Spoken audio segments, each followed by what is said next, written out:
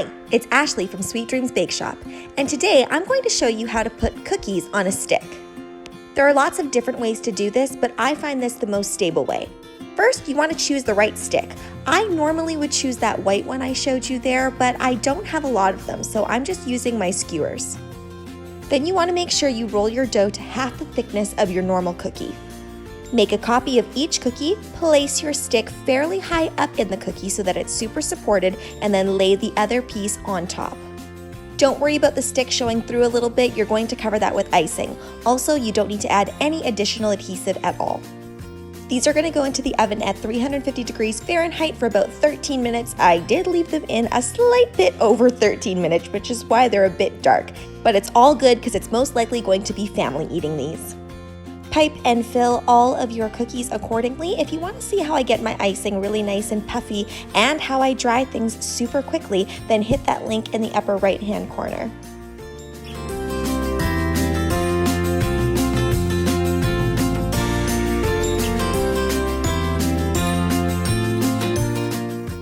If you're curious about my royal icing recipe and my royal icing consistency, then you can also hit that other link in the upper right hand corner. Once that first layer is fully dry, you can go ahead and add a little bit of detail to that waffle cone. When you're dropping down these lines, all you need to do is squeeze your piping bag and let that line drop. I want that ice cream to have a little bit of a realistic flair, even though these are cartoony. So I'm just kind of mixing in that white and that pink so it's not fully mixed in. It's important that you pipe the sundae portion in this order so that that drip from the ice cream really comes over top of that cup. Speaking of order of events, with that little snow cone in the center, I really should have piped that bottom portion after because I'm going to do some airbrushing on the top. But if you are not doing airbrushing on the top and you're going to use color sprinkles instead, then you're all good. I am using some white sanding sugar for the snow cone. This is really great if you're in a hurry because you don't have to keep continually switching sprinkle colors. You can just have that one solid color and then airbrush it later. Adding some details to my ice cream cone, and honestly, you can take this wherever you would like to. You can use whatever colors you want to and whatever designs you want to. That is the beauty of something so open like this. You'll notice on that pink ice cream cone, I am letting that nice thick piping border just kind of chill out there and dry so that we can create texture with that later on.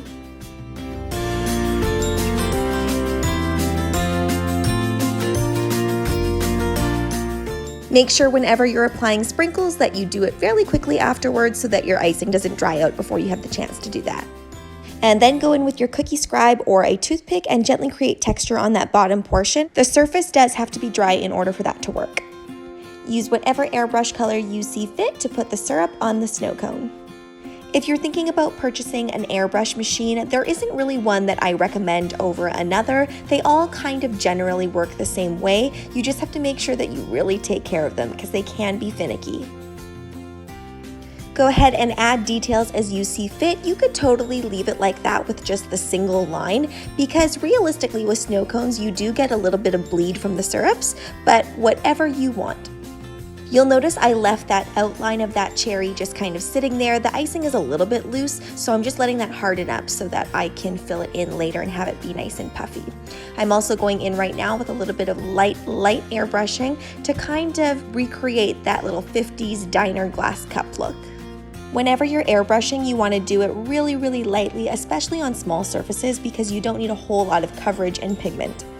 The color that I'm using today is called Electric Blue. It doesn't really look that electric, but I'm going really lightly. While that red is wet, dip a little bit of white into it. I made these little heart sprinkles the other day, link in the corner if you want to check that video out, and I think it's the perfect addition to this little ice cream cone. And I'm just deciding to do a little bit of light pink airbrushing on this to give it a little bit more depth, but you could totally just leave your ice cream cone as is.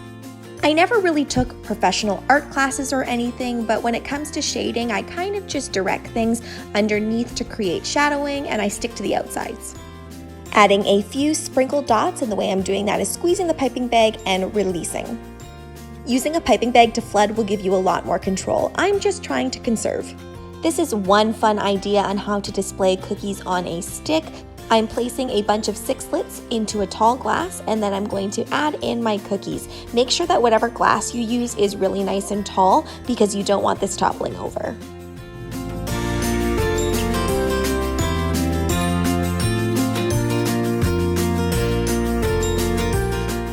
In my experience, kids absolutely love receiving cookies on sticks as favors, and it's so cute to watch them running around eating them off of the stick.